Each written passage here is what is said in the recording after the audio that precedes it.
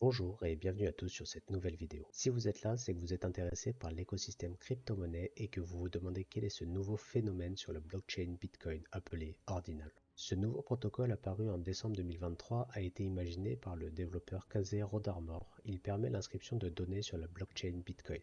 Certains voient cette évolution comme une révolution tandis que d'autres considèrent qu'elle va à l'encontre de la vision de Satoshi Nakamoto, le créateur de Bitcoin.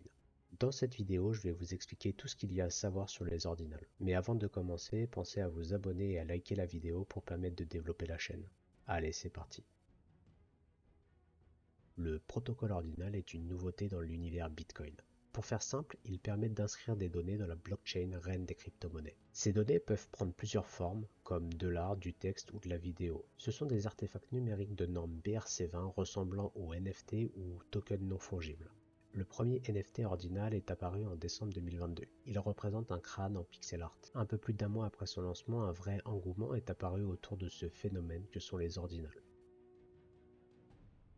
Dans les faits, les ordinals reposent sur un principe nommé Ordinal Theory. Pour rentrer plus dans les détails, vous devez savoir que chaque bitcoin est divisible en 100 millions de satoshi. L'Ordinal Theory vise à numéroter ces satoshi et à les utiliser comme support pour les inscriptions sur Ordinal.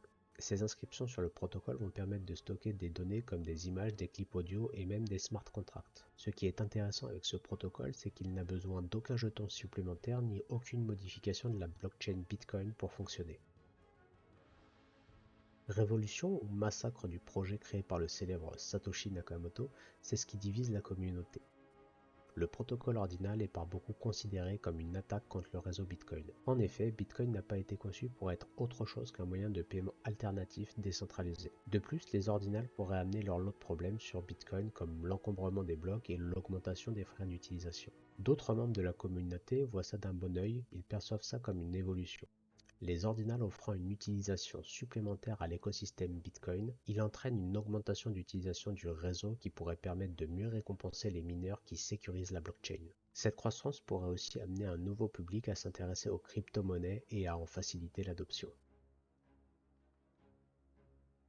Les ordinals suscitent un certain engouement dans l'univers de la crypto-monnaie. C'est une réelle évolution sur la blockchain Bitcoin et ce phénomène bien que nouveau divise la communauté. Pour ou contre, nous ne sommes pas là pour juger, mais nous pouvons nous demander jusqu'où les ordinals pourront nous amener. Une révolution de la blockchain Bitcoin ou un cataclysme dévastateur de la création de Satoshi Nakamoto.